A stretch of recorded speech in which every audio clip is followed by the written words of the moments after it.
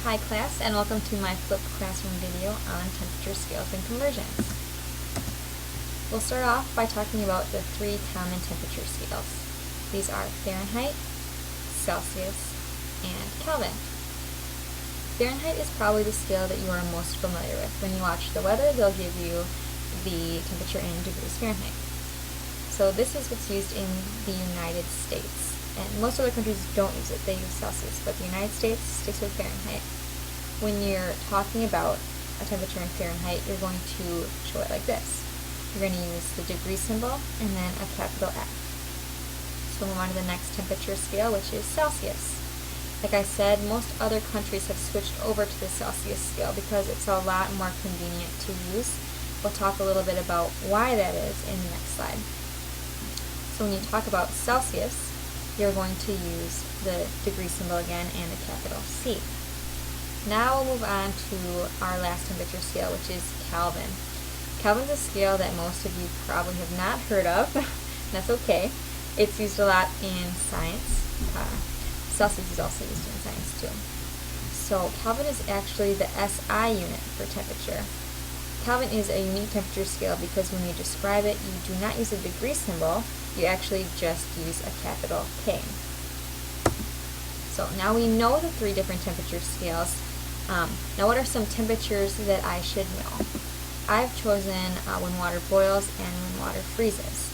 So we're going to look at when water boils and water freezes for our three different temperature scales. We'll start out again with Fahrenheit, which we're most familiar with in the United States. So water boils at 212 degrees Fahrenheit and it freezes at 32 degrees Fahrenheit. So we'll look on our graphic, and between the boiling point and the freezing point is 180 degrees. Now 212, 180, and 32 aren't really easy numbers to manipulate. So when the Celsius scale was created, they tried to make it more user-friendly. They tried to make it easier to work with. So they know the freezing point, they decided to set that as 0 Celsius. And the boiling point, they decided to set at 100 degrees Celsius. Easier numbers to work with than 212 and 32. And they split the difference between the boiling point and the freezing point into 100 different degrees. And that's why sometimes you hear it referred to as centigrade, because there's 100 units between freezing point and boiling point. Now we'll move on to Kelvin, our final temperature scale. So water boils at 373 Kelvin and it freezes at 273 Kelvin. And looking at our graphic, we see that that's 100 unit difference again between boiling point and freezing point. So we know that each unit of Kelvin is equivalent to 1 degree Celsius. So what do I mean by that? If you go up in temperature by 1 degree Celsius, it's the same thing as going up in temperature by 1 unit Kelvin. So again, it's very convenient to use Celsius. This other temperature down here that I haven't talked about yet, absolute zero. It's another good temperature to know. For now, I just want you to see that absolute zero is at 0 Kelvin. We'll talk a little bit more about what absolute zero means in a couple seconds. So absolute zero, what is absolute zero? Absolute zero is actually the coldest possible temperature. That may seem strange. Couldn't you just get a little bit colder? Why couldn't you just get a little bit below absolute zero? Well, that's because at absolute zero there is no molecular motion, none at all.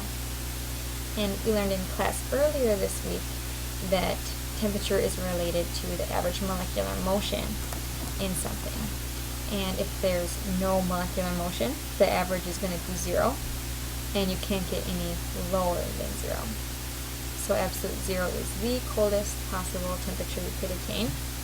And like I said before, 0 Kelvin is absolute zero. So when the Kelvin scale was made, they decided to set that coldest possible temperature that they figured out as 0 and work from there.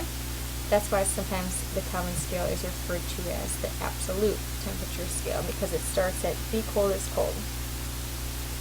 And looking at our other temperature scales, absolute zero is negative 273.15 degrees Celsius.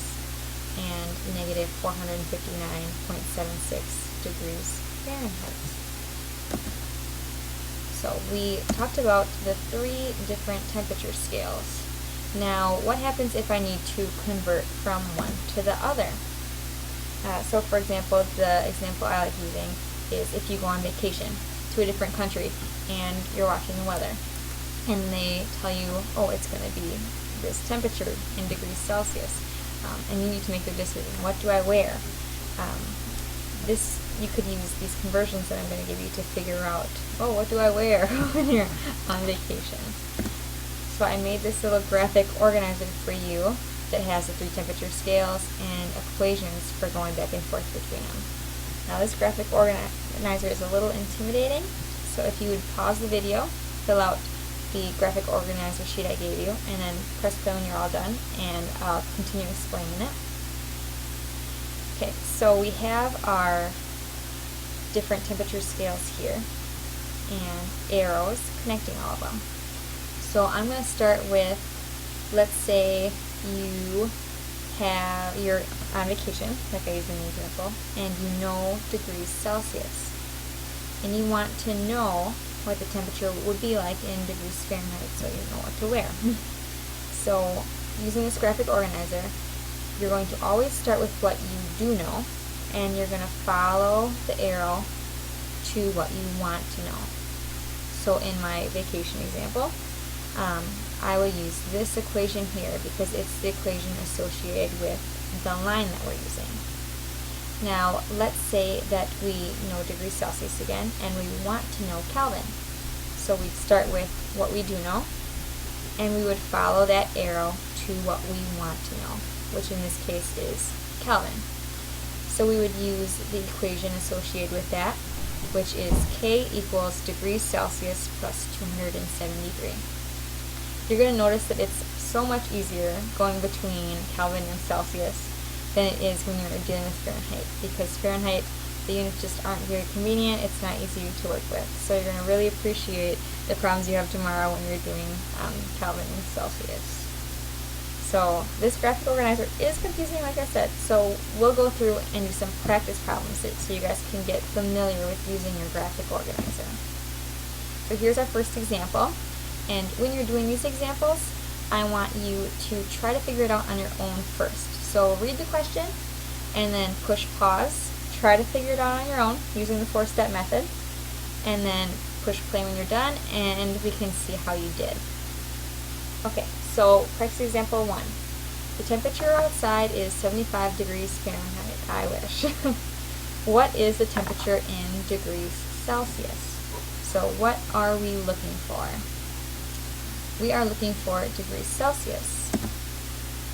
So we know Fahrenheit, we want to know degrees Celsius. So which equation do I use? So you're going to bring out your graphic organizer and start your finger on 75 degrees Fahrenheit, and you're going to scooch the arrow that uses degrees Celsius.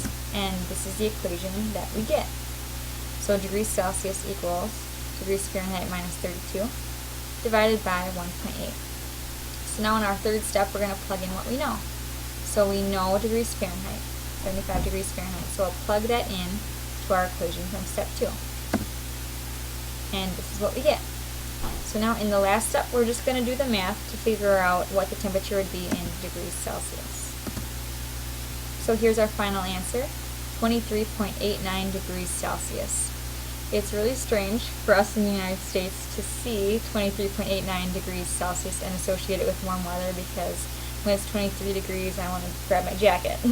But if you're on vacation and you're watching the weather and they say 23.89 degrees Celsius, that's equivalent to 75 degrees Fahrenheit, so it's pretty nice outside. So now we'll move on to our next example, practice example 2. Again, I want you to try it on your own first, and then we'll bring it all together and see how you did. So, practice example 2. The temperature in the room is 20 degrees Celsius. What is the room temperature in Kelvin? So what are we looking for? We're looking for Kelvin. So we know Celsius, we're looking for Kelvin. So we're going to look at our graphic organizer and start on the degrees Celsius and follow the arrow to Kelvin. And this is the equation that should get pulled up. So we have Kelvin equal degrees Celsius plus 273. In step 3, we're going to plug in what we know. So we know 20 degrees Celsius. We're going to plug that in. So Kelvin equals 20 degrees Celsius plus 273. And last step, we're just going to solve. And we get 293 Kelvin being equivalent to 20 degrees Celsius. And 293 seems really high again, but Kelvin is shifted from the Celsius scale. I appreciate you guys watching. If you have any questions tomorrow, please bring them in the morning. I'll try to get there early tomorrow morning and we can go over any questions you have. Thank you so much for watching. Have a good night.